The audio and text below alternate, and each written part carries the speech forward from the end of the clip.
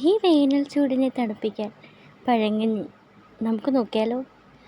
തണുത്ത പഴങ്കഞ്ഞി, അതിലേക്ക് ആവശ്യമായ കറികളാണ് ഗോവയ്ക്ക മെഴുക്കുവരട്ടി, ചതച്ച ഉള്ളി, പച്ചമുളക്, മാങ്ങ അച്ചാറ്, ഉപ്പിലിട്ട മാങ്ങ, ഉണക്കച്ചെമ്മീൻ ചമ്മന്തി, തൈര്, ഉപ്പ്, ഇവയെല്ലാം കൂടി നല്ല ടേസ്റ്റി ആയിട്ടുള്ള ഒരു പഴങ്കഞ്ഞി നമുക്ക് തയ്യാറാക്കാം. പിന്നെ പഴങ്കഞ്ഞിയുടെ ഗുണങ്ങളെ പറ്റി അറിയാമോ? നമുക്ക് നോക്കിയാലോ. പ്രധാന ഗുണങ്ങൾ: പ്രീബയോട്ടിക്സിന്റെ കലവറയാണ്. ചോറ് രാത്രി മുഴുവൻ വെള്ളത്തിലിരുന്ന് പുളിക്കുമ്പോൾ ഫെർമെന്റേഷൻ ദഹനത്തിന് സഹായിക്കുന്ന കോടിക്കണക്കിന് നല്ല ബാക്ടീരിയകൾ പ്രീബയോട്ടിക്സ് ഉണ്ടാക്കുന്നു. ഇത് കുടലിന്റെ ആരോഗ്യത്തിന് ഉത്തമമാണ്. ഊർജ്ജസ്വലമായ ഒരു പ്രഭാതം. രാവിലെ പഴങ്കഞ്ഞി കുടിക്കുന്നത് ദിവസം മുഴുവനും ഉന്മേഷം നിലനിർത്താൻ സഹായിക്കുന്നു. ഇതിലെ ബി കോംപ്ലക്സ് വിറ്റാമിനുകൾ ക്ഷീണമകറ്റുന്നു.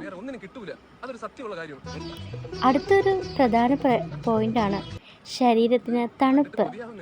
വേനൽക്കാലത്ത് ശരീരത്തിലെ ചൂട് കുറയ്ക്കാനും വയറിന് കുളിർമ നൽകാനും ഇത്തരം മികച്ചൊരു ഭക്ഷണമില്ല.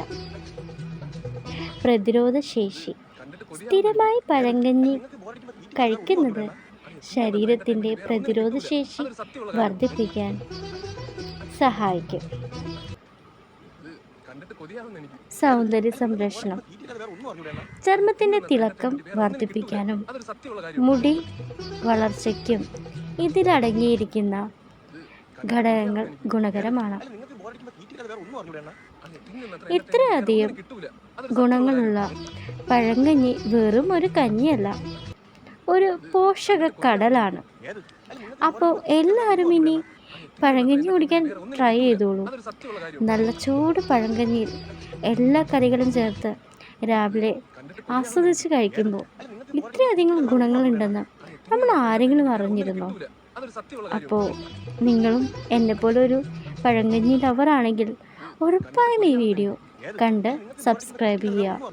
അതുപോലെ തന്നെ പഴങ്കഞ്ഞി ഒരു ആഴ്ചയിൽ 1-2 പ്രാവശ്യമെങ്കിലും കഴിക്കാൻ ശ്രമിക്കുക.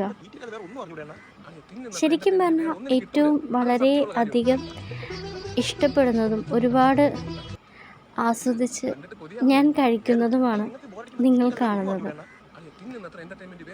അത്ര അധികം രുചിയായിരുന്നു. ഉണക്കച്ചെമ്മീൻ ചമ്മന്തിയും കോവയ്ക്ക മെഴുക്കുവരട്ടിയും ഒക്കെയായി നന്നായി അത് മിക്സ് ചെയ്ത് കഴിക്കുമ്പോൾ ശരിക്കും പറഞ്ഞാൽ വായിൽ വെള്ളം ഊറുമായിരുന്നു. ഓരോ പിടിയും ആസ്വദിച്ച് കഴിക്കുമ്പോൾ എനിക്ക് കിട്ടുന്ന ഒരു സന്തോഷം അത് പറഞ്ഞറിയിക്കാൻ പറ്റുന്ന ഒന്നല്ല. അപ്പോൾ എല്ലാവരും ഈ പഴങ്കഞ്ഞി ഒന്ന് ട്രൈ ചെയ്ത് നോക്കൂ. അതുപോലെ തന്നെ ശരീരത്തിനെ തണുപ്പിക്കാൻ ഈ ഒരു വേനൽക്കാലം എല്ലാവരും